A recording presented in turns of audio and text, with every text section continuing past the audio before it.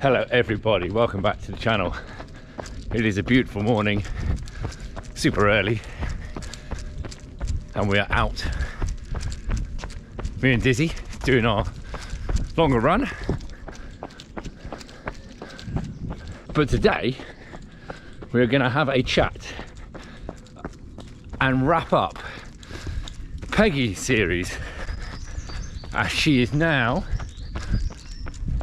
starting to race and train, and she is starting her life as a working CaniX sports dog.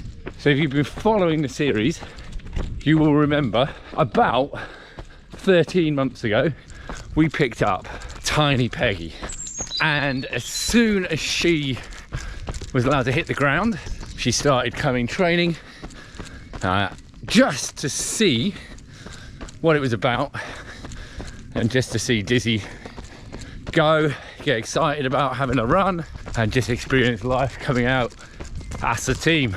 And then those first few months were just all about her being a puppy. Nothing really specific to her life now. Towards the end of the summer, just as she could start walking for a little bit longer, just on normal lead walks, is where we started introducing some commands that she uses now. So we taught her her lefts, her rights, her on-bys, the building blocks of a good run. When she hit about 5 months old, we hit the start of mine and Dizzy's race season, which meant she got to have her first experiences of coming to events and seeing what they're all about, hearing the song of her people, getting to see her dad and hang out with her brothers and sisters. She's travelled all over the country with us, so she's a well-travelled girl. Shortly after that, we started introducing canny trekking to get her used to, again, harness basics, pulling into a harness, and then adding those commands into a pulling setting. And then the next few months are basically spent canny trekking. We found it a really useful tool for teaching her all the things that she was going to need when she started running, and we could do it while she was still comparatively young, which made it great learning for her. Then as soon as we hit around Christmas, we started introducing her first runs. Now this is where Coach came to the fore. I'll give her a bit more of a shout out later, but she came up with all these fantastic ideas to teach Peggy the skills.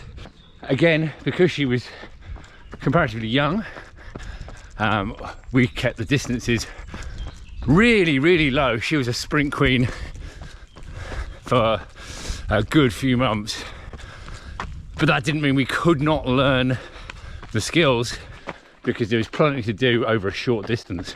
We had the help of some awesome friends whilst we were teaching some of the skills, like overtaking. We did an amazing session on that for her. We did loops, we did pass the vans, we did boring straight things. We threw everything at Peggy to try and find something she couldn't do, and she absolutely smashed everything. And then as the spring hit, she became old enough to go in the rec classes, which was her first chance to go and run on an actual race course. And then when we came to Easter, when she was 12 months and 9 days old, we ran in our first race, and Coach was there to give us the most incredible first race you could ever imagine. So that's how we reached this point. That's mine and Peggy's journey to now. So here's a few final thoughts on the process. Firstly, so this series, if you've been following it all along, or if you've just been dipping in and out of the odd episode here and there, is definitely not a how-to guide. It is about mine and Peggy's journey over the first year of her life, from picking her up and all the way through to getting her racing for the first time. Remember, everybody and every dog is going to be slightly different, so the process might be slightly quicker for you, the process might be longer, you might start later, you might start earlier. Your dog might not even be a puppy, because there's some useful sessions for dogs just starting out in Canicross, but they could be mature dogs. So everybody's going to be a little bit different. So take all the ideas that me and Peggy did and put your own spin on them and do them at the right time for you. The other thing to consider as you've watched me and Peggy go through this is the type of dog that Peggy is. So Peggy is a greyster. She is purpose bred to pull in a harness. The first time I put a harness on her, she went like an absolute rocket. It took me years to get Dizzy to run like he does in a race. He's not purpose bred for it. So some of those sessions might take you a little bit longer. It also means that I can trust Peggy's breeding to do the things and the process at the times that we did it. Peggy is bred from incredible dogs. Her genetic lines are from some of the best dogs in the world, and she's bred by some dear friends who we are constantly chatting to, and whose opinion on what she can do at what age I trust implicitly. So I know that running her for half a mile or so in a harness at 8-9 months old is going to be completely fine for her. The genetics are there for her to do much more, but, and I'll come back to this point, we didn't do much more, not for physiological reasons, I say the genetics are there for her, but for fun reasons. The whole idea of starting them nice and early is to get them introduced in a fun way to what their working life is going to be, and by keeping it super short, you always left her wanting more. But for your more regulation pet dogs, a bit more like Dizzy, you may want to follow a different timeline. You may want to follow different advice from veterinary trained people or from others who've trained a similar breed to yourself, especially if it's the first time you've done it and you're unsure. Peggy's the second dog that I have trained to run, and I can safely say we've done it a completely different way this time than I did with Dizzy. But it's also a way I would definitely repeat. Another thing that I found is with this process, people will tell you you're doing it wrong, and usually it's based around the amount you're doing in comparison to the dog's age. Now I know the conclusion you've all jumped to is about the dog being too young, but you'd be surprised how many people are surprised how little that we've been doing in comparison to the age that Peggy is. But obviously, yes, we have just as many questions sometimes, statements in other cases, about running a dog that is under a year old. Again, I go back to saying do what's right for you and your dog. Do your research. The research I've done has made me happy to train any dog from sort of ages that we did, and obviously As I said, with Peggy's breeding, it's not in any doubt that we were doing the right thing in terms of her being old enough. And then the amount you do is just down to personal taste, really. We definitely like to keep it fun and short, but equally we had friends who have a dog that is 6 days older than Peggy, and their first race was also at Easter, but they had them on the 5k course because they managed to get the dog up to 5k by that point. So it's all down to what you think is the right thing to do for you and your dog. So other things to bear in mind, not only did we have Peggy's genetics helping us out, but we also have coach in our corner. So since Peggy has been able to run in harness, everything that we do training wise is set and controlled by Sarah, who coaches us. She's a fantastic coach and one of the best canicrossers in the world.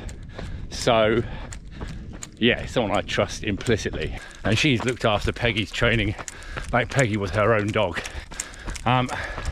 So that helps massively in terms of controlling the amount we do, and it's just another level of experience for me to rely on and call upon. And her big thing for this whole process of getting Peggy going has been keeping it fun, and she's come up with some brilliant sessions to really test out her brain and make them really, really fun, and it's taught her all the skills that we needed to progress, really. So it's not essential to have a coach batting for you when you're training the puppy. It undoubtedly helps, and it is the biggest thing that improves also mine and Dizzy's training on a side note. But it is really helpful to have perhaps someone who is experienced in these things, just to ask questions to, just to bounce ideas off, get to events, get chatting to people, go and chat to clubs, drop me a message on Instagram. I'm always happy to chat about what we did and share ideas. And as I said, as a process, the way we did it this time is certainly a way I would repeat it. So what's next for Peggy in terms of her development? We've got through the first year and she is now regularly training, and she is racing short races, I would add. So whilst the temperatures allow, this season we're going to get her as much race experience on those short courses as possible, and then we're going to keep training and gradually building the intensity and gradually building the distance together. She's out running with champion dogs now, and training with dogs just like her,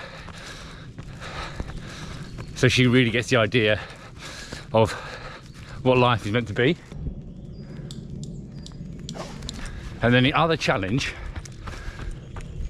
coming up is to get her on the wheel, so get her on the bike to start with, start building up some muscle, start building up that aerobic fitness. Absolutely no problem with the speed. And then probably when she's strong enough, the plan is to switch her onto a scooter, mostly because of my dislike of cycling, and then get her into a regular training pattern come next season, which will probably look like a couple of canicross sessions a week and a wheel session. Stuff like core work, strength and conditioning for her, we started doing. And then next season is going to be all about learning for me and her.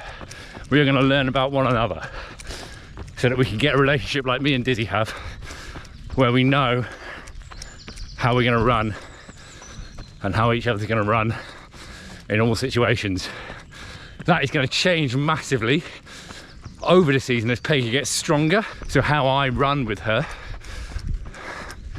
will change. And it's all about learning over the next 12 months until she's about 2. And then we can take on the big races and the big competitions.